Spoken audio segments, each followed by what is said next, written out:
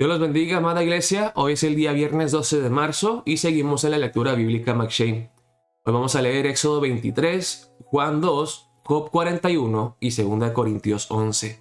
La reflexión de Por amor a Dios, volumen 1, viene de Juan capítulo 2. Cuando los líderes judíos cuestionan el derecho de Jesús de limpiar el templo como hizo, y le exigen que explique con qué autoridad lo ha hecho, contesta: «Destruid este templo», respondió Jesús, «y lo levantaré de nuevo en 3 días». Este diálogo solo se encuentra en Juan. Según los sinópticos, estas palabras se recogen algo vagamente en las acusaciones de aquellos que querían deshacerse de él basándose en el cargo capital de profanación del templo.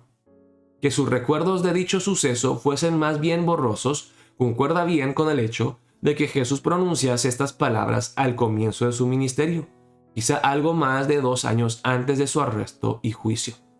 Pero ¿qué quería decir Jesús con estas palabras?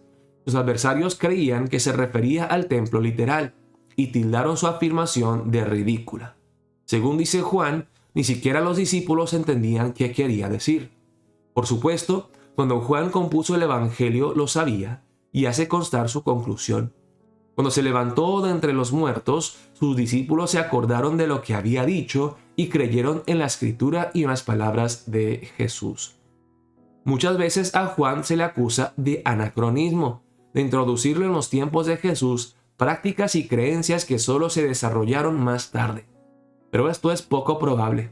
Ningún evangelista es más persistente que Juan a la hora de distinguir cuidadosamente. Lo hace 16 veces entre lo poco que los discípulos comprendían en aquel tiempo durante la vida y ministerio de Jesús y lo que llegaron a comprender más tarde. El punto de inflexión en su entendimiento de las palabras de Jesús fue una combinación de su resurrección de la muerte y una comprensión más profunda y una aceptación más plena de las Escrituras. Al morir Jesús y resucitar de la muerte, se vieron obligados a pensar en Jesús el Mesías, no solo de acuerdo con las categorías de una llegada real y triunfal. Tanto los acontecimientos como el tutelaje que habían recibido de Jesús les habían enseñado que el Mesías no era tan solo el rey davídico, sino también el siervo sufriente.